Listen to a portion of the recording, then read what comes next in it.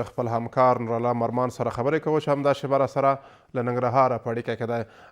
ارمان صاحب سلامونه نیکې هیلې که زموږ غږ اورې ستړی مه شې. ډېره مننه کوم تاسو ته هم سلامونه او د ملي نیوز ټولو لیدونکو ته سلامونه نیکې هیلې وړاندې کوم. ډېره زیاته مننه. ارمان صاحب دا ډول مرستې له زلزله ځپلو کورنیو سره څومره ګټورې تمامېدای شي او څومره مرستندویه دي دغه مرستې؟ هلته په ساحه کې چې موږ د کورنیو سره چې هغه په ختیځ کې چې کومه زلزله رامنځته شوې وه هغوی کې دوی زیانمن شوي هغوی سره موږ خبرې وکړلې. لکه څنګه تاسې په ریپورټ کې تاسې مو واورېدل او لیدونکو به مو اورېدلي وي چې هغوی وویل اوس لپاره دغه مرستې د خوراکي توکو د یوه میاشت لپاره بسنه کوي، خو هغه اساسي ستونزې چې دوی کومې لري د هغه لپاره بسنه نه کوي چې هغوی دې وخت یې سرپناه غوښتنه کوله چې دوی ژمی دی د شنه اسمان لاندې دی او باید هغه اساسي ستونزې چې دي هغه د سرپناه جوړول دي.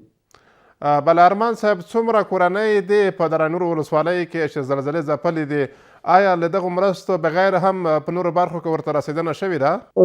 د ننګرهار سیمه ټولنې د رئیس په وینا باندې په درانور ولسوالۍ کې تر 6,000 کورنۍ په بېلابېلو کاریو کې چې په تېره زلزلې کې زیانمنې شوي دي دوی مرستو ته اړتیا لري. له ډلې یوازې پرون له 1140 کورنیو سره مرستې وشوې. دوی په بېلابېلو برخو کې چې په اول وخت کې کومې ضرورتونه وو د بېلابېلو مرستندویو ادارو د مسؤلینو د ادارو لخوا نه هغوی سره یو څه مرستې ترسره شوي دي. د خیمو برخه کې وویل شوي د پاکه شوې ډوډۍ او غذا برخه کې همدغه ژبني توکو لباسونه. دلته موږ د سیمې اوسېدونکو سره خبرې وکړې. دوی ویل چې د شنه اسمان لاندې په خیمو کې دوی چې دغه د بېلابېلو ادارو د خوا نه د حکومتي مسؤلینو د خوا دوی سره دغه لنډمهالې د خیمو مرسته شوې ده. په خیمو کې شپې ورځ تېروي او ژمی را روان دی، ژوند یې ستونزمن دی او دوی بار په ټینګار غوښتنه دا کوي چې باید سرپناه برخې ته جدي پاملرنه وشي او دغه ستونزې حل شي چې دغه اساسي ستونزه همدغه سرپناه ده. بله ارمان صاحب آیا په خیمو کې ژوند کیږي ځکه هوا یخه ده؟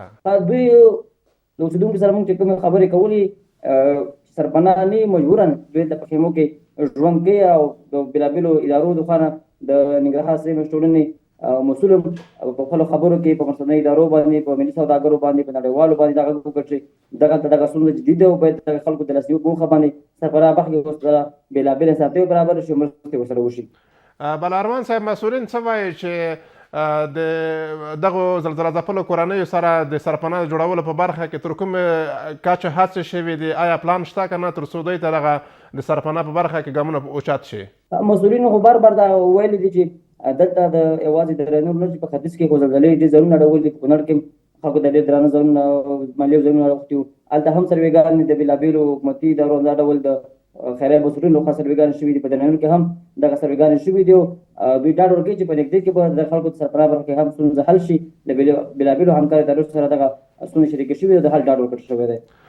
بله تاسو به له زلزله ځپلو سره خبرې کړې وي ځکه په ساحه کې وایي زلزله ځپلې چې دا ډول مرسته ترلاسه کوي څومره خوښ دي او د دوی اساسي غوښتنه څه ده؟ تاسو به غږېدلې ورسره له نږدې؟